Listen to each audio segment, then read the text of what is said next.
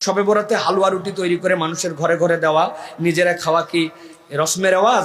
কুমিল্লা অঞ্চলে এটার ব্যাপক প্রচলন আছে। আমরা অনেকে এটা বাদ দেওয়ার কারণে তারা আমাদেরকে ইসলাম থেকে বেরিয়ে গেছি মনে করে এবং অতি বুঝি এরকম মনে করেন। বিশেষ করে মহিলারা এগুলো করার জন্য স্বামীদেরকে অনেক সময় বাধ্য করেন। বিশেষ করে আমাদের এলাকায় এটি আছে, দয়া করে জানাবেন। প্রিয় ভাইয়েরা, প্রথম কথা ভাই, একটা হাদিস আপনাদেরকে জেনে রাখতে হবে।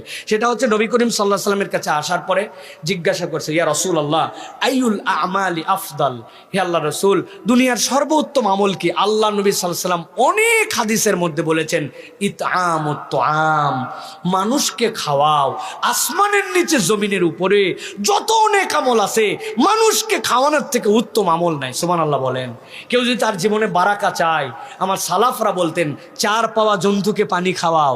অনেক দিন ধরে বরকত হয় না, সংসারে টানাটানি পুরায় না, যা রুজি করি কেন জানি আগায় না। 4 পাওয়া জন্তু মানে কি? 2 পাওয়া জন্তু মানুষকে তো খাওয়ানি, কুকুর, বিড়াল, শুয়োর, গরু, ছাগল। আল্লাহ নবী সাল্লাল্লাহু আলাইহি সাল্লাম যে খাওয়াতে বলেছেন, আম করে রেখেছেন ওইটা। সালাফরা বলতেন বরকতের এইটা, প্রাণীর মধ্যে দয়া করা। এখন কথা হচ্ছে, আমরা যে শবে বরাতের মধ্যে হালুয়া রুটি এইটা খাওয়াচ্ছি, এইটার সাথে আমাদের সম্পর্ক কি? এইটার সাথে আমাদের একটা রেশমের আওয়াজ হয়েছে, এইটা খাওয়ালে মনে হয় পুরা বছর আমাদের জন্য ভাগ্য পরিবর্তন হয়ে যাবে, পুরা বছর আমাদের জন্য ভালো খাওয়ার ব্যবস্থা হবে, পুরা বছর বোধহয় আমাদের জন্য এটা একটা বিরাট বড় পুণ্যের কাজ হবে।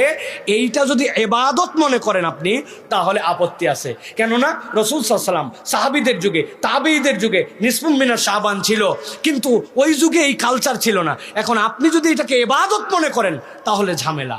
কিন্তু এটা যদি আঞ্চলিক একটা কিছু হয় যে হ্যাঁ মানুষ মানুষকে খাওয়ায়, সেটা সব দিনও খাওয়াতে পারেন, আপনার মন চাইছে এই দিনও খাওয়াতে পারেন।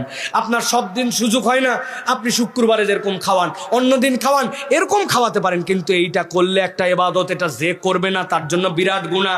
হালুয়া বানাতে হবে 8-10 ধরনের, এটা ইসলামের নামে অপসংস্কৃতি হয়ে যাবে। কিন্তু ইসলাম খাওয়ানোকে উৎসাহ দিয়েছে।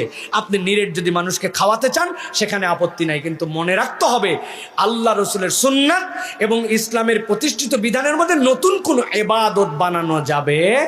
এখন এটা যদি রসমের রেওয়াজে ইবাদত হয়, বাদ দিয়ে দেন, ইবাদত হিসেবে এটা করা যাবে না। আশা করি আপনাদেরকে সংক্ষিপ্তভাবে বোঝাতে পেরেছি।